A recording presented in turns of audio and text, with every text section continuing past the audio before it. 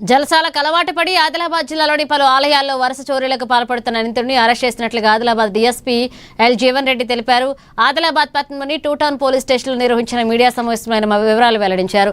ఆదిలాబాద్కు చెందిన నిందితుడు కోలాయం కాశీనాథ్ను అరెస్ట్ చేసి 30 తులాల వెండి, 2.5 గ్రాముల బంగారు ఆభరణాలు, మోటార్ సైకిల్ను అలాగే 2 మొబైల్ ఫోన్లు నగదు స్వాధీనం చేసుకున్నట్లు తెలిపారు. ఆదిలాబాద్ పట్టణంలో వాహన తనిఖీలు నిర్వహిస్తున్న సమయంలో నిందితుడు అనుమానాస్పదంగా సంచరిస్తుండగా పోలీసులు ఆపేందుకు ప్రయత్నించగా పారిపోవడాన్ని యత్నించాడన్నారు. పట్టుకుని విచారించగా పలు ఆలయాల్లో చోరీలకు పాల్పడినట్లుగా తేలిందని తెలిపారు. విచారణలో నిందితుడి మొత్తం 11 కేసుల్లో నిందితుడిగా ఉన్నట్లుగా తేలిందన్నారు.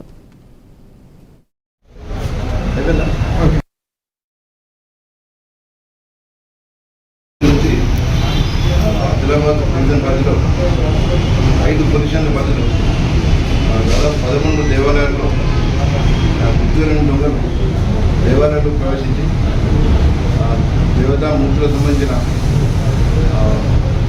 కళ్ళు, సిల్వర్ కళ్ళు, నామాలు, తర్వాత కిరీటాలు,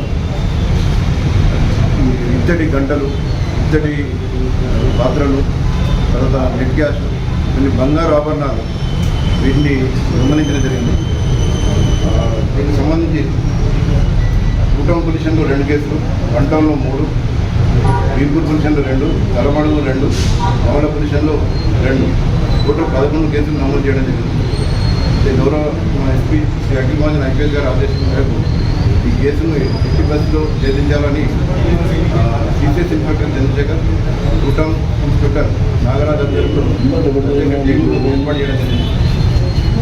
వీరిద్దరు కూడా కష్టపడి వారి సిబ్బందితో పాటు ఈరోజు ఈ మన డివిజన్ పరిధిలో వివిధ టెంపుల్లో దొంగతనాలకు పాల్పడ్డ దొంగలు పట్టుకోవడం జరిగింది. చిత్తూరు లక్ష్మీనగర్ రైల్వే అడ్వర్టైజ్ దగ్గర ఈరోజు వాహనాలు తనిఖీగా Chandrashekar CCS inspector, two town inspector Nagaraju, two town SI Pranay, Vishnu మరియు ఐటీ పార్టీ సిబ్బంది ఈరోజు అతన్ని పట్టుకోవడం జరిగింది. అతని పేరు కోలాయం కాశీనాథ్, సన్ ఆఫ్ రాజ్కుమార్. ఇద్దరు BSc కంప్యూటర్స్ సెకండ్ ఇయర్ చదువుతున్నారు.